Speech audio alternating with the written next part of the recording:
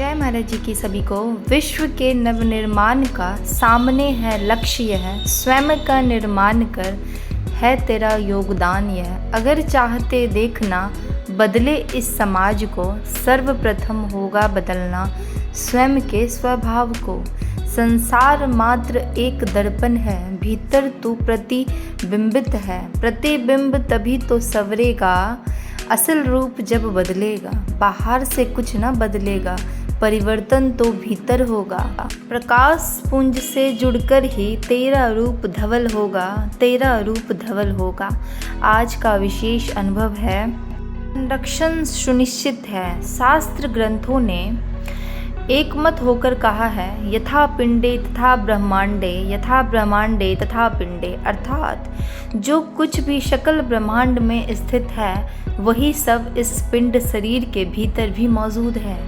इसी बात का लाइव साक्षात्कार मुझे गुरु महाराज जी ने एक दिव्य अनुभव में कराया।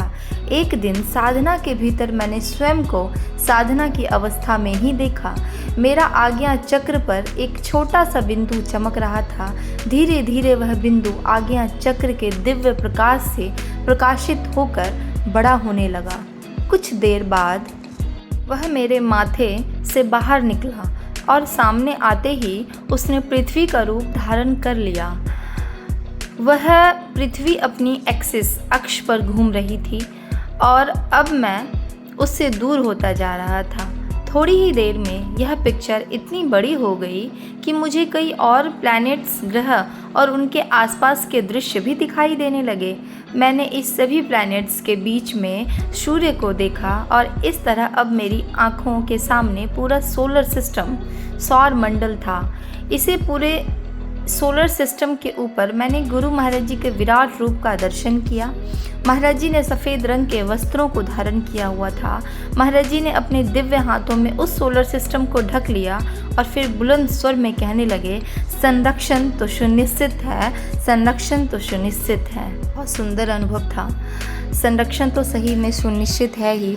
जब महाराज जी ने अपने हाथों में डोर ले रखी है तो महाराज जी इस पूरे ब्रह्मांड का भला ही करेंगे। और बस हमें जो योगदान देना है वो है साधना। बस आप लोग को जितना भी समय मिले उस समय का उपयोग करना है और ध्यान साधना रेगुलर करनी है। और अगर आप लोग के जीवन में महाराज जी की कृपा से कोई भी अनुभूति होती है तो उसे दिव्य ज्योति अनुभूति हेल्पलाइन नंबर पे रजिस्टर ज़रूर करवाएं। जय महाराज जी की सभी को। समय, विश्वास और सम्मान, यह ऐसी पक्षी है जो उड़ जाए तो वापस नहीं आते हैं।